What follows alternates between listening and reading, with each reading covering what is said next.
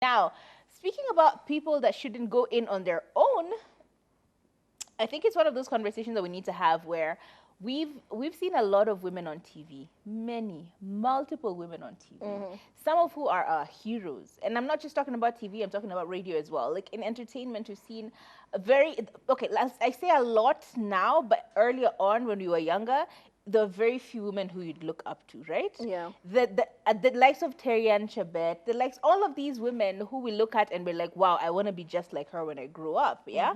Caroline Mutoko, all of these women.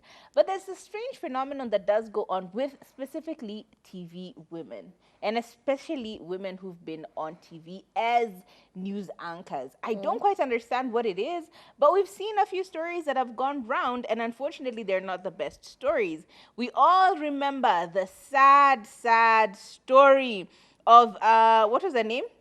Esther Arunga. Yeah. Esther Arunga, a prevalent, well-spoken, eloquent, beautiful woman who was gracing us with her face every single time she came on TV for the news or for any other program that she was on. And we loved her and we're like, wow, what a beautiful, sensational, successful woman. She's going places.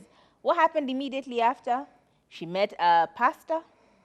They went to the States. She dropped her job. She dropped her career. Finger of God Church. Finger of God Church literally took her hands and her feet and she moved to a whole different country.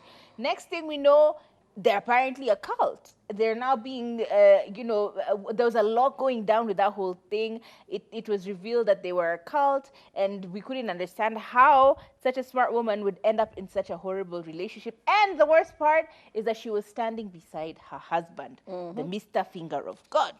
We then saw Jackie Matubia, Jackie Maribe. Oh, yeah, Jackie Matubia. Maribe. Jackie Maribe, Yeah. who then went a very interesting way as well. She met a man, Mr. Irungo. Next thing we know, there's an accusation that they committed murder and she was an is accessory. somehow an accessory or an accomplice. Yeah. This is still being debated. In fact, there is still a ruling that is going to happen. Is it in May of the 11th of May in 2023? This is this year. Yeah. There's still a procession that is about to happen, and we're still going to wait and look out for what's going to happen there. And many, many other women who've gone the same route where there were such prevalent people, and then they got mixed up in some horrible stuff. Let's not forget our very own Betty Chalo, yeah, who also was fast at growing. the height of her career. She was at the very peak. All we could talk about was her.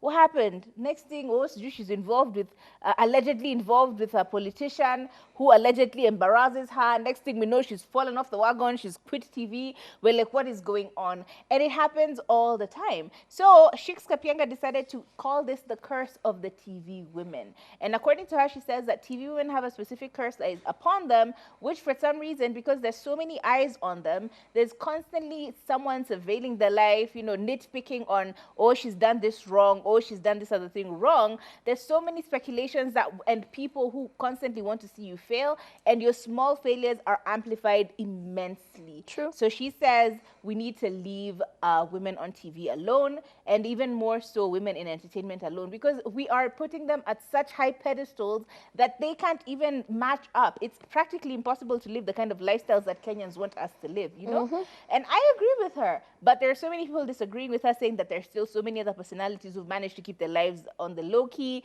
and are still living okay. So I don't know. I feel like there is something to be said about the pressures of being on social media and the pressures of being an entertainer, especially a TV entertainer, as a woman, that are so much more amplified for women than they are for men.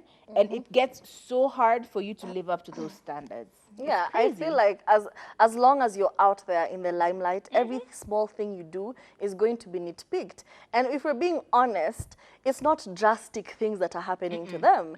If you, Wanjiru, were to break up with your boyfriend, only you and your villagers would know about your breakup. Only you and your family would know about your breakup. But if somebody who has 1 million followers on Instagram breaks up with their boyfriend, we saw the story of Nairofe, after she broke up with Euphorian, It was out there. Everyone wanted to know, where is your husband? Where is your boyfriend? Where is your fiance? If you stop posting them for a quick minute, they're like, kwani muliachana? Kwani umerudi soko? It's just because their life is in the limelight. There's no difference.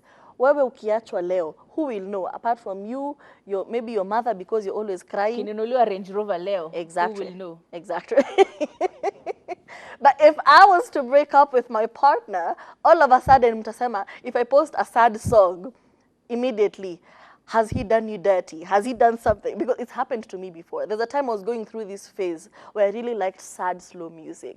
So I just like posted, you know, anything I'm doing, I attach a sad song to it. Anything I'm doing, cooking, it's a sad, slow song.